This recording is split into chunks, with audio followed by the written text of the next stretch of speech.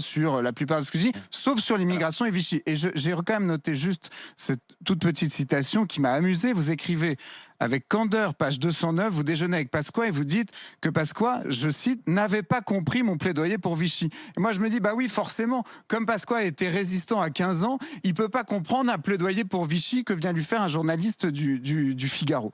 Donc voilà, je trouve que ce livre, il est assez révélateur. Alors, livre d'extrême droite. Réponse. Pour moi, vous avez quand même une... Déconnecté, si je comprends bien. Déconnecté, Éric Zemmour, d'extrême droite et complètement obsédé, je sais ce que vous allez dire sur le terme d'obsession, assiégé, etc., mais complètement obsédé par l'immigration. Et moi, pour finir, je vais vous dire, j'ai très peur de l'issue que vous donnez à vos idées. Vous citez un édito du Monde assez dur contre vous qui date de 2019 et qui stigmatise vos propos et qui cite Primo Levi. Au bout de la chaîne, il y a le camp. Stigmatisation, exclusion, expulsion, extermination, etc.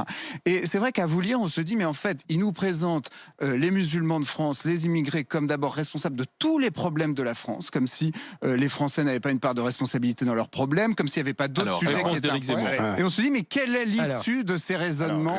Réponse d'Éric Zemmour. Alors, vous avez fait vous-même une partie de la réponse. Obsession vient du latin qui veut dire assiégé. Donc effectivement, la France est assiégée par une autre civilisation avec laquelle d'ailleurs elle est en guerre depuis 1000 ans. Entre la chrétienté et l'islam, c'est une guerre de 1000 ans avec des pauses de temps en temps. Et là, aujourd'hui, on voit bien qu'il y a de nouveau une vague qui est portée par la démographie devenue d'Afrique. Deuxièmement, livre d'extrême droite et déconnecté. Déconnecté d'abord, vous n'en savez rien. Je raconte des déjeuners avec des politiques et avec d'autres. Ça, mais c'est pas toute ma vie. Vous ne savez pas ce que je fais par ailleurs. Vous ne savez pas que moi, je suis né en banlieue et que j'ai grandi dans le 18e arrondissement à Château-Rouge, dans la rue d'Oudoville. Vous y retournez d'ailleurs. Absolument. Vous n'en savez rien. Mais je ne suis pas étonné. Je l'ai vu. Je l'ai vu. Écoutez, je dis, il n'y a plus que des gens noirs. C'est pas la même chose. Il n'y a plus que des gens noirs. Et d'ailleurs, votre visite se passe très bien. Mais ma visite se passe très bien. C'est exactement ce que je dis.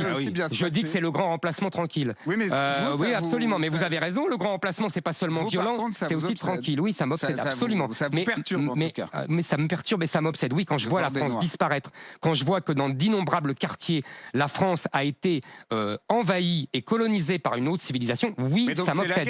Est-ce que mais c'est une forme de guerre. Monsieur, attendez. Encore une fois, si pendant que vous partez, mais bien sûr, c'est moi qui ai égorgé Samuel Paty. Non, c'est connu, c'est moi. C'est moi qui ai tué. Monsieur, écoutez-moi, monsieur Manon. Écoutez-moi. Si pendant que vous parlez, j'élève la voix. Si pendant que vous parlez, moi je me tais, je ne reste pas calme. Je ne reste pas calme. Je connais ce truc. Pour être président, il faut être calme. Je m'en fous. Bon, vous ferez peur aux gens. Mais oui, je ferai peur aux gens. En l'occurrence, j'aimerais bien que vous vous taisiez. D'un discours qui est effrayant. Ok, je vous écoute. Non, vous m'écoutez pas. Le truc de parler sur moi, alors que vous avez parlé quand je ne me taisais, je le connais. Donc vous arrêtez et vous me laissez parler. Qui faites ça tout le temps. Non, c'est pas moi, je ferai jamais ça. Moi, je vous ai laissé parler. Il nous reste une minute. Soyez les gens du doigt, monsieur Zemmour, c'est pas très poli. S'il vous plaît, laissez terminer Éric Zemmour. Donc, je dis simplement, ce n'est pas moi qui ai égorgé Samuel Paty. Ce n'est pas moi qui ai tué une policière dans un commissariat. Ce n'est pas moi qui ai tué un curé dans une église. Ça, c'est pas moi. La guerre civile, ce n'est pas moi. Elle a déjà commencé. Mais ce n'est pas monsieur. Vous vous rendez pas compte parce que vous vivez dans des quartiers protégés. Parce que vous avez les moyens de vivre dans des quartiers protégés comme moi. Seulement, la guerre civile, les gens ont fui les banlieues. Qu'est-ce que c'est? C'est un symptôme de guerre civile. Ça oui, les Français ont fui les banlieues parce qu'on leur imposait un autre mode de vie, d'autres mœurs, que les femmes ne pouvaient plus se mettre en jupe, que les cafés étaient interdits aux femmes, que les magasins étaient cassés parce qu'ils vendaient de la viande non halal ou que sais-je encore, ou des livres qui ne respectaient pas le Coran. Ça, c'est ce qui se passe dans les banlieues. C'est un début de guerre civile. Et donc, pour arrêter la guerre civile, pas pour la déclencher, il faut de la fermeté. Vous confondez la paix et le pacifisme, et ça ne m'étonne pas de vous. Le pacifisme, c'est se soumettre à l'ennemi et se soumettre aux dominants. La paix, c'est imposé uniquement par la force. Dernier mot, vous êtes vous n'êtes ni lucide ni raisonnable. Et vous n'êtes ni lucide ni raisonnable. C'est Éric Zemmour qui est notre invité. C'est Éric Zemmour. Éric Zemmour qui est notre invité. C'est logique qu'il ait le dernier mot. Ça me paraît quand même logique, puisque vous continuez encore une heure avec nous ensuite derrière. Éric Zemmour, un mot quand même, parce qu'on a revu sur les réseaux sociaux votre accrochage aussi avec Bernard Tapie. Qu'est-ce que vous avez à dire aujourd'hui, peut-être pour rendre hommage à Bernard Tapie ou pas ? Je vais vous dire, je vais vous dire ce que je lui ai dit, en fait, lors de ces émissions et même en privé. Je dis la même chose en public. D'abord, c'est un tempérament de guerrier, de combattant.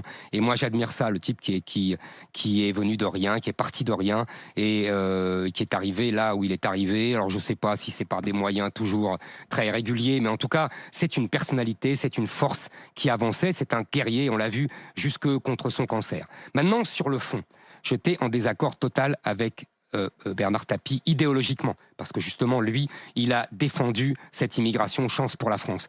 Nous avions un désaccord de fond. Je pense même qu'il s'est fait avoir. Je m'explique. Il avait le tempérament d'être Trump avant Trump.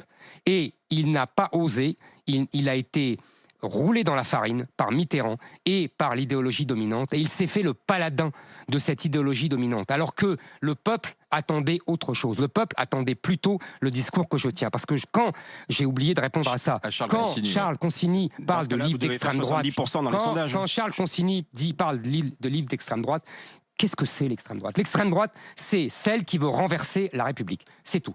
La République, moi, je ne veux pas la renverser, je veux au contraire l'appliquer strictement. Parce que la République, c'est l'assimilation. La République, c'est la souveraineté. La République, c'est le patriotisme.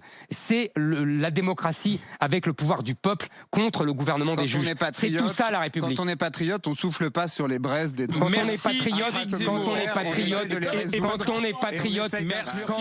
patriote, non, monsieur Consigny, le général de Gaulle n'a pas essayé d'inclure tous les Français. Il a tranché. Qui sont morts pour la France. Non. Quand on est patriote, on défend son pays contre ceux qui l'envahissent et le colonisent. Tous les Français et on les absolument. Merci d'être venu. On ne se soumet pas au plus fort. Merci d'être venu discuter, comme vous le faites. Débattre avec les GG. Éric Zemmour, la France avec vous n'a pas dit. Marion Maréchal est une fille très bien, très sympathique. C'est clair, vous allez l'annoncer Premier ministre ou pas ? Parce que vous allez devoir à un moment donné, mais vous verrez. En tout cas, c'est une fille. Vous allez devoir annoncer un gouvernement. Marion Maréchal est une fille formidable. Merci Mourad, c'est terminé. La France n'a pas dit son dernier mot aux éditions Roman. Merci.